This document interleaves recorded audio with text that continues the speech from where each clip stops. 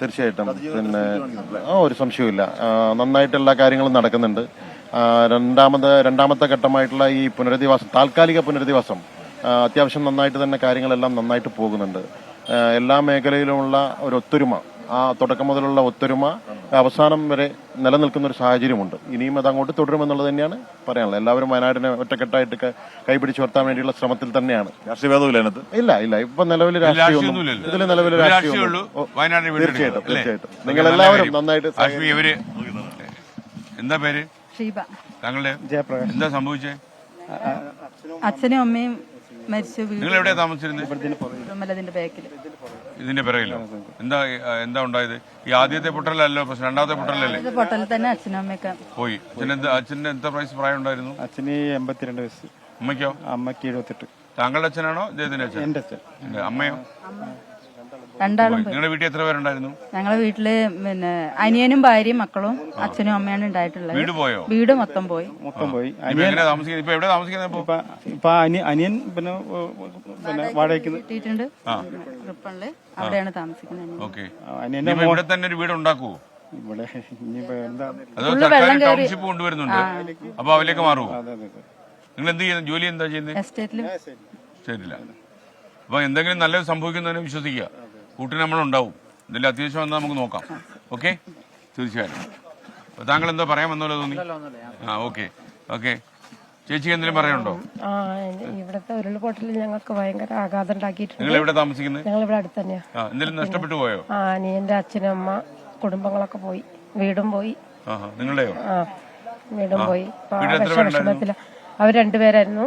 പിന്നെ മോള് രക്ഷപ്പെട്ടു. അവൾ ആദ്യത്തെ പൊട്ടലിനെ മാറി താമസിച്ചു. ഞങ്ങൾക്ക് തൊഴില് വേണമെങ്കിൽ മുന്നോട്ട് ജീവിക്കണം. വീടും പോയി. ഞങ്ങള് താമസിക്കുന്ന എവിടെയാണ്?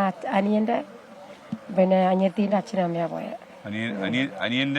എന്റെ അനിയത്തിന്റെ അച്ഛനും അമ്മയും. താങ്കൾക്കോ? സാറേ, ഞങ്ങളെ വീട് ഇതാ ഇവിടെ തൊട്ടടുത്താണ്. വീടിന് പ്രത്യേകിച്ച് പറ്റിയിട്ടില്ല. പക്ഷെ ഞങ്ങളുടെ വഴിയൊന്നുമില്ല. ഇവിടെ ബ്ലോക്കായി കിടക്കുക. എല്ലാം പോയി കിടക്കുക. വഴിയൊന്നുമില്ല സാർ. ഞങ്ങൾ ബിൽഡിംഗ് ഓണേഴ്സ് ആണ്. ഒരു 10-25 ആൾക്കാരുടെയാണ് ഈ ബിൽഡിങ്ങുകളൊക്കെ ഉള്ളത്.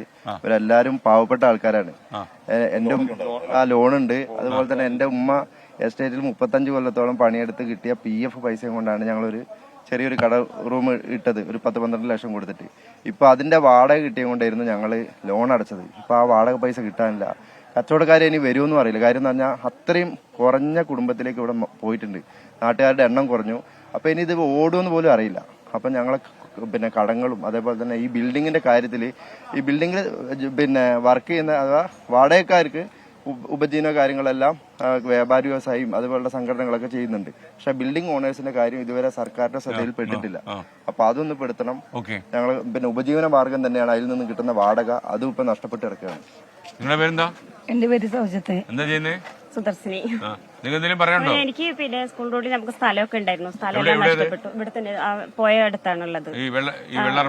മക്ക വീട് വെക്കാനുള്ള സ്ഥലമായിരുന്നു. നമ്മൾ കഷ്ടപ്പെട്ട് പണിയെടുത്ത് ഒരു 6 സെന്റ് സ്ഥലം വാങ്ങിച്ചു. അതെല്ലാം പോയി. നിങ്ങൾക്ക് മറ്റേ ടൗൺഷിപ്പിലോട്ട് വീട് കിട്ടുമോ? നമുക്ക് വീട് കിട്ടില്ല. ഇപ്പൊ എനിക്ക് വീടുണ്ട്, നമുക്കൊരു വീടുണ്ട്. അപ്പൊ സ്ഥലമാണ് ഇപ്പൊ നഷ്ടപ്പെട്ടത്.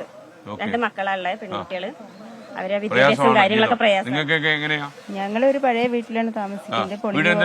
വീട് വെള്ളം നനവ് കയറി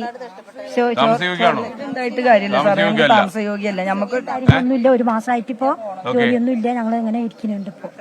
ഞങ്ങള് ഒന്നും നഷ്ടപ്പെടാണ്ട് നഷ്ടപ്പെട്ടവരാണ് ഇപ്പൊ ഈ നിൽക്കുന്നത്. പണിയും ഇല്ലാണ്ട് മക്കള് പഠിക്കുന്നവര്. ഇനി എന്ത് എനിക്കൊരു വീടുണ്ട്. വീട് കെട്ടിയിട്ടുണ്ട്, പൂർത്തിയായിട്ടില്ല. ആ പണി തീർക്കാനുള്ള സാമ്പത്തികം ഇപ്പൊ ഞങ്ങളുടെ കയ്യിൽ. എന്റെ 3 മക്കള് പോയി. എന്റെ മകൻ പോയി, മൂത്തവൻ, മരുമകള് പോയി. അല്ല, അവർ സ്കൂൾ റോട്ടിലായിരുന്നു.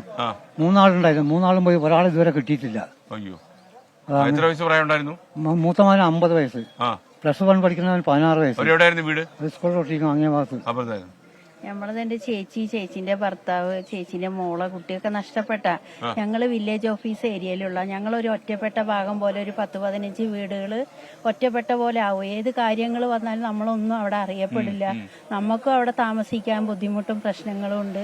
സർക്കാർ എന്താ ചെയ്യുന്ന അതിൽ ഞങ്ങൾ ഈ ഒറ്റപ്പെട്ട പ്രദേശത്തുള്ള ഒരുപാട് ആളുകളെ ഉൾപ്പെടുത്തണമെന്ന് ഞങ്ങൾ പറയുകയാണ്.